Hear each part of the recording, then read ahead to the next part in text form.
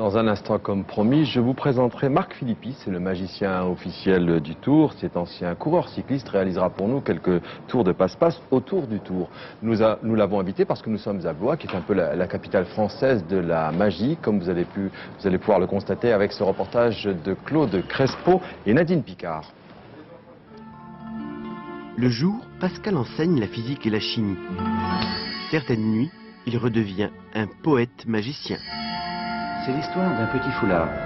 Un petit foulard qui se croyait très malin, car il savait se cacher dans la main.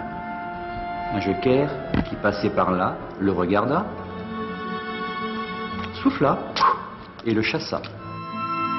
Pascal préside aussi un club de la magie à Blois, en hommage logique à un autre blésois célèbre, Robert Houdin. Dans ce musée qui lui est consacré, on apprend que cet horloger de formation, père d'une vingtaine de brevets, a littéralement révolutionné la magie.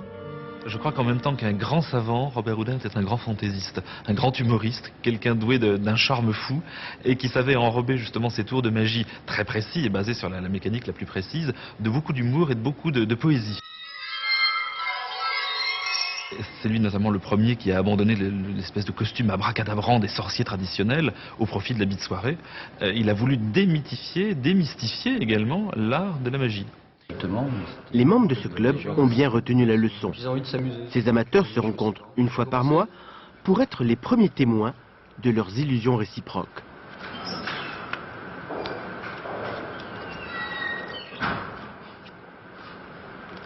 Vas-y, examine ça.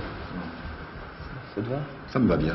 Parce que ce que regarde bien, en fait, j'ai un petit problème avec elle, c'est que je fais un numéro pour mon éventuel futur public et aussi pour moi. J'avoue que la chose la plus intéressante, la plus marrante pour moi, c'est quand je ne comprends pas mes tours.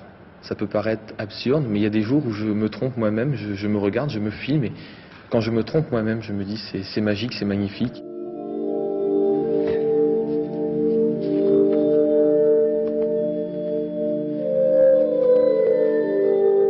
Le club permet donc des échanges de trucs, de présentations. Ça permet également aux différentes générations de se rencontrer. Les anciens ont toujours des anecdotes plus ou moins amusantes, les jeunes de nouvelles techniques. Donc on fait un amalgame de tout cela et en général on fait à la fois progresser le magicien lui-même mais également l'art magique. Le meilleur entraînement, c'est le spectacle devant un public.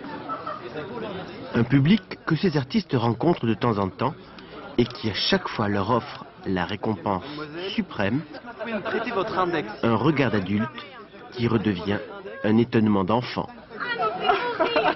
Je suis sûr.